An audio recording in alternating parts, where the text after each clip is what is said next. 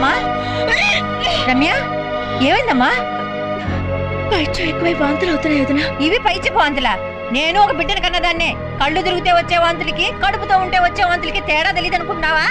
అమ్మ దొంగ, పెళ్ళి నెల తిరగకుండానే నెల తప్పావన్నమాట.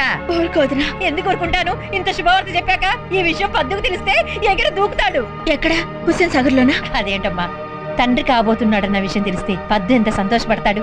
పద్దు పద్దు పద్దు తొందరపడుకో.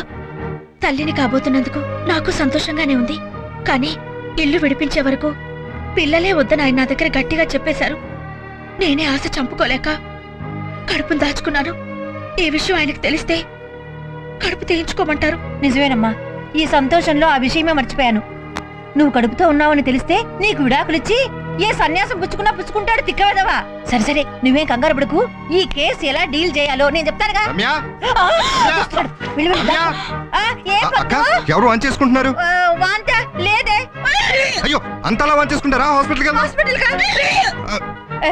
హాస్పిటల్కి వెళ్తే నేను ఇరుక్కుంటానే. నువ్వు ఇరుక్కోవటం ఏంటక్క? అదే, అనవసరమైన ఖర్చుతో నువ్వు ఇరుక్కుంటావని. ఏం పర్లేదు, హాస్పిటల్లో నాకు డాక్టర్ తెలుసు, ఫ్రీగా వైద్యం చేస్తా.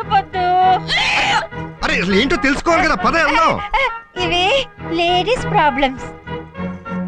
నువ్వు నేను నువ్వు నేను నువ్వు నేనేంటి చెప్పు. నువ్వు మామయ్య కాబోతున్నావు. అదేంటి పద్దు, నేను తల్లిని కాబోతుంటే నువ్వు వాంతి చేసుకుంటున్నావు? ఈ వయసులో ఈ న్యూస్ ని ఏంటి బామ్మర్ది? ఎన్ని ఫ్లాష్ న్యూస్? ఫ్లాష్ న్యూస్ కాదు, సాడ్ న్యూస్. నువ్వు తండ్రివి కాబోతున్నావు. నేను ఇప్పుడు తండ్రిని కాబోవడం ఏంటి? ఎప్పుడో అయ్యాను కదా. ఆ ప్రాజెక్ట్ వేరు, ఈ ప్రాజెక్ట్ వేరు. ఇదిగా నీ ప్రాజెక్ట్ రిపోర్ట్. ప్రాజెక్ట్ మీది, బడ్జెట్ నాది. అది నన్ను ముట్టుకోనిచ్చే ఏడాది అయిపోతే ఇప్పుడు నేను తండ్రి కాబోవడం ఏంటి?